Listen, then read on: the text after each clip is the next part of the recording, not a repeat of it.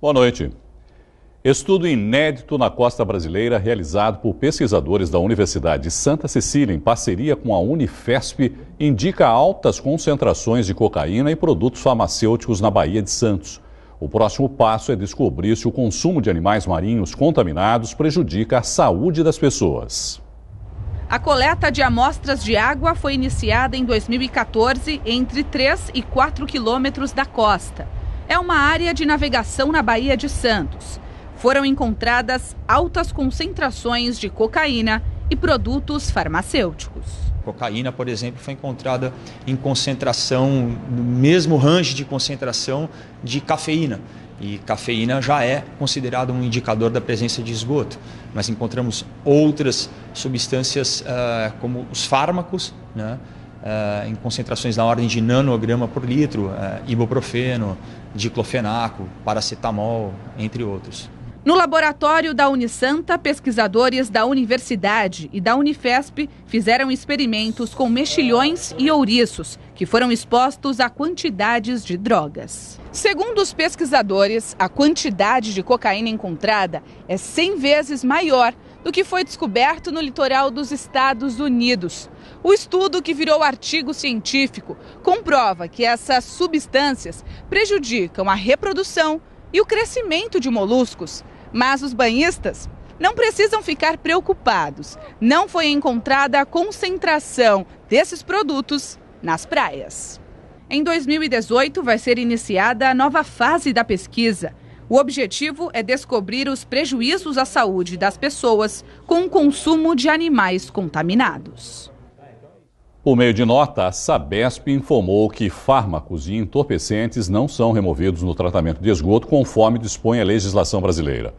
O material diz ainda que, abre aspas, a cidade de Santos possui padrão europeu de saneamento e está entre as 4 melhores do país no setor, segundo o Instituto Trata Brasil. Fecha aspas.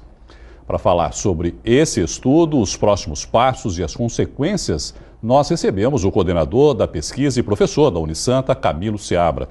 Camilo, boa noite, obrigado, viu, por participar com a gente aqui. O que motivou essa pesquisa, Camilo? Essa pesquisa ela começou em 2014 e ela foi motivada pela possível presença de fármacos em regiões costeiras. Isso já aventou-se a possibilidade da existência e aí vocês foram pesquisar, é isso? Sim, porque esse tipo de substância já foi encontrada em costas pelo mundo afora. Tá. Costas da Europa e Estados Unidos. Então nós percebemos que a Baía de Santos tinha todas as características. Cidades muito populosas, emissão de esgoto e com isso então pensamos na hipótese de haver então fármacos, inicialmente fármacos na água do mar.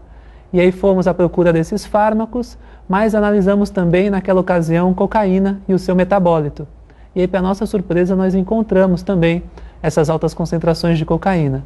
Daí para frente, o estudo começou a trabalhar não só com fármacos, nós começamos a monitorar também a presença da cocaína e o seu metabólito, que é aquela substância que sai na urina do usuário. Essa pesquisa foi feita só aqui na Bacia de Santos ou em cidades litorâneas de uma forma geral? Não, a nossa única área de estudo é a Baía de Santos. A Baía de Santos? Isso. Quer dizer, é possível que exista, aconteça essa mesma situação em outras cidades litorâneas, por exemplo? Claro, sem dúvida. Principalmente aquelas regiões com grandes cidades associadas. Que estão muito próximas e aí... Claro, e regiões com baías também, porque as baías tendem a ter uma menor circulação de água.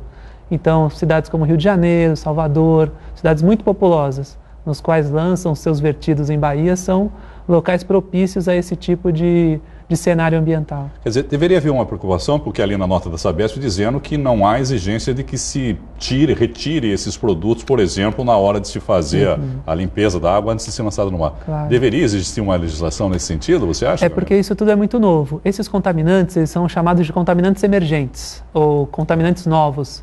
Então, o que significa? Nunca se imaginou essa possibilidade, na verdade. Significa que os tratamentos convencionais e as estações de tratamento de esgoto, elas não foram projetadas para essa classe de substâncias. Então, esse é um desafio tecnológico. Desenvolver tratamentos que sejam economicamente viáveis para a retirada dessas substâncias que daqui a um tempo já serão, de fato, poluentes ambientais. Que números mais impressionam nessa pesquisa, Camilo? Impressiona muito a concentração de ibuprofeno. Ibuprofeno foi o fármaco, o remédio que apareceu em mais alta concentração.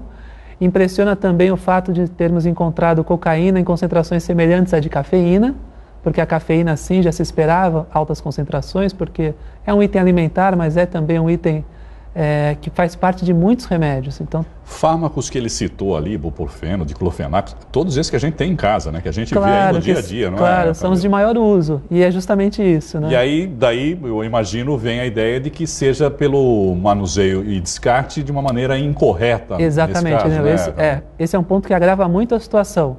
Então, o fato do descarte inadequado, quer dizer, lançar fármacos vencidos, remédios vencidos ou fora de uso, na pia, no vaso sanitário, isso agrava muito o quadro ambiental. Então, esse é um ponto importante que a população precisa conhecer e refletir, que é o dia a dia das nossas ações impactando o meio ambiente, né? Acho que essa é uma mensagem importante que a pesquisa traz. Não existe uma política nesse caso, por exemplo, de como descartar esses remédios?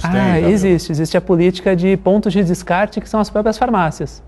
Então, se a população atentar, ela vai ver Mas que... a população acaba não levando, né? Eu me lembro que existe agora uma nova exigência no seguinte sentido. Porque, por exemplo, você vai no médico, aí vai fazer um tratamento, uma dor, por exemplo.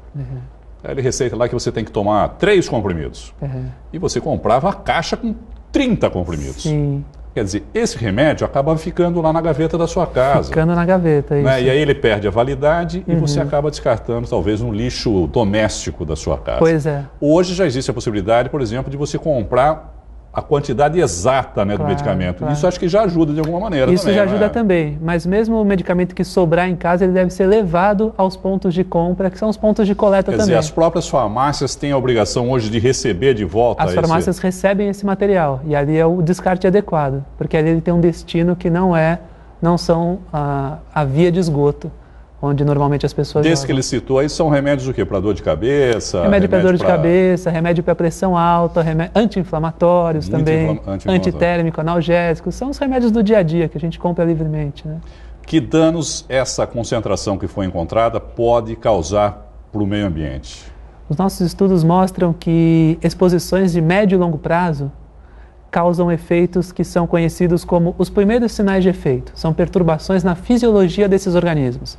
Então, processos envolvidos como, por exemplo, no crescimento do organismo, no desenvolvimento do organismo, na reprodução desse organismo, esses parâmetros, esses processos já podem ser comprometidos. Então, exposições de 4, 5, 7 dias já levam o modelo que nós utilizamos, que é o mexilhão, que é o marisco, né?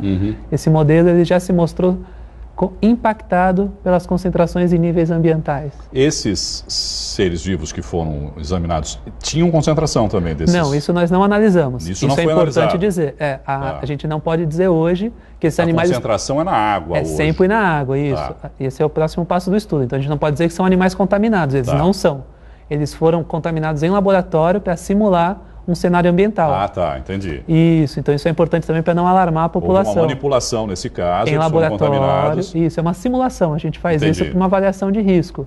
Mas a pesquisa no ano que vem começa a analisar os animais. Então, mas existe a possibilidade de eles se contaminarem, não é, Camila? Isso sempre existe. Se está na água, de repente pode existir Isso pode chegar, então por isso é importante que a pesquisa avance também nesse sentido para responder essa pergunta. E que depois vai tentar responder se de alguma maneira eles podem prejudicar o consumo humano. Claro, aí, se eles estiverem contaminados e dependendo das concentrações da contaminação, a gente pode avaliar o risco à saúde humana também. Esses são os próximas etapas. Os remédios, os fármacos, quer dizer, a gente até entende de que maneira podem ter chegado lá numa... E é o caso da cocaína, por exemplo? Pois é, a cocaína é uma incógnita. Como é que a cocaína foi se concentrar? Claro. A gente precisa lembrar que a cocaína ela também sai na urina do usuário e o seu metabólito também. Então o corpo ele tem a capacidade de transformar. Então a gente tem encontrado o metabólito da cocaína também, aquilo que sai na urina do usuário.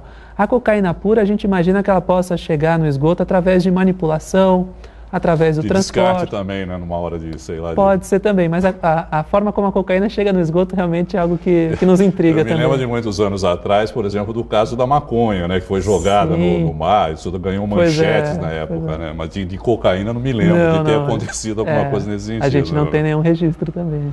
Camilo, muito obrigado, viu, pela sua entrevista. E avançando na pesquisa, a gente volta a conversar aqui. É sempre um prazer recebê-lo aqui no Panela Jornal. Eu que agradeço a oportunidade. Muito obrigado. Uma boa noite para você. Boa noite. A dragagem é fundamental para tornar o Porto de Santos mais produtivo. O serviço retira sedimentos do fundo do mar para aumentar a profundidade. Assim, os navios de grande porte não correm o risco de encalhar. Hoje foi realizado um encontro na CODESP para discutir formas de agilizar o processo. Participaram representantes do governo federal e associações ligadas ao porto. A alternativa apresentada para agilizar a dragagem é transferir a responsabilidade do governo federal para a iniciativa privada. A proposta trazida pelas empresas é a instalação de um condomínio portuário para que esses serviços sejam diretamente executados pelas empresas privadas, devidamente remunerado, para que não haja uma interrupção e qualquer perda operacional no Porto de Santos. É uma modelagem nova, não existe isso no Brasil. O governo até tive uma participação efetiva nesse processo, o governo aceitou essa ideia e eu acredito que a gente vai sair com uma nova forma de poder financiar a dragagem no Porto de Santos, que pode servir eventualmente como um modelo para outros portos brasileiros. O objetivo é diminuir a burocracia e o tempo para a contratação de empresas por meio de licitações. Toda a proposta é buscando uma competitividade não só do porto, uma diminuição da cadeia, de custo de cadeia logística dos transportes dos produtos. Com a mudança, o governo federal não vai mais cobrar tarifa aos terminais portuários para o processo de dragagem. Ainda não há prazo definido para a alternativa ser colocada em prática. Vai ser marcada a próxima reunião, cada um possivelmente vai sair daqui com uma lição de casa para ser feita e é dessa maneira que as coisas acontecem. O grupo de trabalho tem 90 dias para apresentar uma proposta e, como orientação de governo e do próprio ministro Quintela, nós devemos observar esse prazo e cumprir a risca. Venda mais e melhor no final do ano e férias. Este foi o tema de uma palestra realizada ontem pelo Sindicato do Comércio Varejista em parceria com o Sebrae. O workshop contou com a participação de lojistas, funcionários e empreendedores. O publicitário e consultor de marketing do Sebrae da Baixada Santista, César Ossamo, deu dicas e explicou estratégias para aumentar as vendas na época de Natal, uma das principais datas para o setor. Em agosto, o comércio varejista da região registrou nos últimos 12 meses crescimento de 3,5% nas vendas. O Ministério Público do Rio de Janeiro pediu a transferência do ex-governador Antony Garotinho da cadeia em Benfica para outra unidade prisional. Este e outros assuntos você confere no Brasil em 1 minuto. O MP argumenta que a permanência na cadeia pode representar riscos à integridade física do ex-governador Antony Garotinho. Ele garante que foi agredido em Benfica. Os ex-governadores Garotinho e a mulher Rosinha Mateus foram presos quarta-feira por corrupção, organização criminosa e crimes eleitorais. Investigadores da Lava Jato suspeitam que os 51 milhões de reais encontrados no apartamento de Salvador, que seria uma espécie de sala-cofre do ex-ministro Gedel Vieira Lima, são propinas vindas do PMDB, construtor Odebrecht e do operador Lúcio Funaro. Gedel está preso desde setembro, após a descoberta da fortuna. O Tribunal de Justiça do Distrito Federal revogou a autorização para o deputado federal Celso Jacó trabalhar durante o dia. O PMDBista do Rio foi preso no regime semiaberto por falsificação de documento público e dispensa de licitação.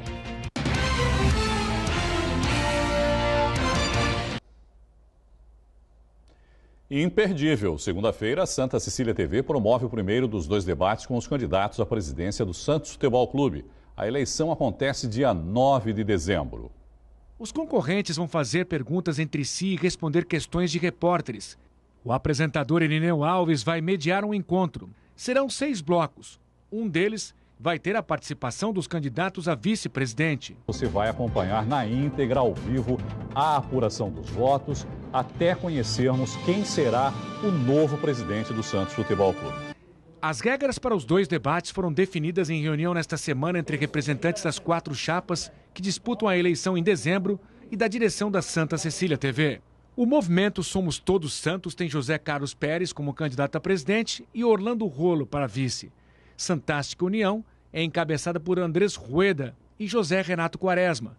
Santos Gigante tem o atual presidente Modesto Roma Júnior e César Conforte como vice. Pela chapa Os Santos que Queremos, concorrem Nabil Casnadar para presidente e Fábio Pierre para vice. O segundo debate está marcado para 7 de dezembro, 2 dias antes da eleição no Santos. Você vai acompanhar ao vivo aqui na Santa Cecília TV a votação e a apuração. A emissora foi a primeira da região a promover um encontro com os candidatos à presidência em 2014. Domingo é dia da Festa de Cristo Rei. A repórter Ione Furukawa conversou com o bispo diocesano Dom Tarcísio Escaramuça, que falou sobre a importância da data. A Festa de Cristo Rei, ela quer celebrar justamente no encerramento do ano litúrgico que Cristo é o Rei do Universo, que Cristo é Rei de todos e que nós acolhemos o seu reinado, nós queremos trabalhar na construção do reino de Deus e queremos que Cristo reine no coração de todos. Então nós damos graças a Deus e fazemos festa nesse dia, a festa de Cristo Rei. O domingo seguinte já será domingo do Advento, começando já a preparação para o Natal, portanto já início de um novo ano litúrgico na nossa igreja. A festa de Cristo Rei começa às 8 da manhã na Arena Santos, que fica na Avenida Rangel Pestana, 184, na Vila Matias, em Santos. A edição de hoje termina aqui. No domingo, a Santa Cecília TV exibe a missa de Cristo Rei na íntegra a partir das 4h30 da tarde. Na segunda-feira, eu vou mediar o debate com os candidatos à presidência do Santos Futebol Clube e o Caderno Regional vai ser apresentado pelo jornalista Carlos Lopes. E nós encerramos a edição de hoje com um clipe especial de fim de ano produzido com os funcionários do Complexo Educacional Santa Cecília. Um bom final de semana e até. Tchau. Nós temos forças para alcançar um pensamento positivo. Tudo pode melhorar. Só você pode ajudar, abrindo seu coração, vencendo as barreiras que são difíceis de passar. Não é só porque algumas coisas não deram certo que você vai desistir de um sonho. Que a vida pode ser diferente, basta só unir o amor e querer mudar. Vamos dar as mãos, viver em paz e harmonia e lutar por aquele sonho que você sempre quis. Vamos dar as mãos, viver em paz e harmonia. A vida vai ser diferente com amor e união. Não é só porque algumas coisas não deram certo que você vai desistir de um sonho. Acredite que a vida pode ser diferente, basta só unir o amor e querer mudar. Vamos dar as mãos, viver em paz e harmonia e lutar por aquele sonho que você sempre quis. Vamos dar as mãos, viver em paz e harmonia. A vida vai ser diferente com amor e união. Vamos dar as mãos, viver em paz e harmonia e lutar por aquele sonho que você sempre quis. Vamos mudar o mundo, nós temos forças para alcançar um pensamento positivo. Tudo pode melhorar. Só você pode ajudar, abrindo seu coração, vencendo as barreiras que são difíceis de passar. Não é só porque algumas coisas não deram certo que você vai desistir de um sonho. Acredite que a vida pode ser diferente, basta só unir o amor e querer mudar. Vamos dar as mãos, viver em paz e harmonia e lutar por aquele sonho que você sempre quis. Vamos dar as mãos, viver em paz e harmonia.